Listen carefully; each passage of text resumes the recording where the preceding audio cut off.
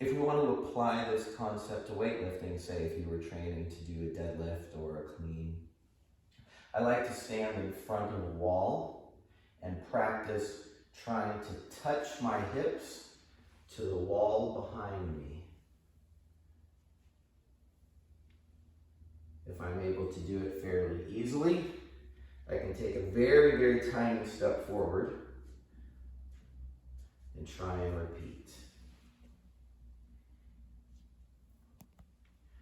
The important thing to think about as we do this is that we're not trying to lower the bar. We're just trying to reach the hips back as far as possible and then pull them forward again. Once that pattern is established, we can take a larger step forward and try and replicate that movement without the feedback from the wall.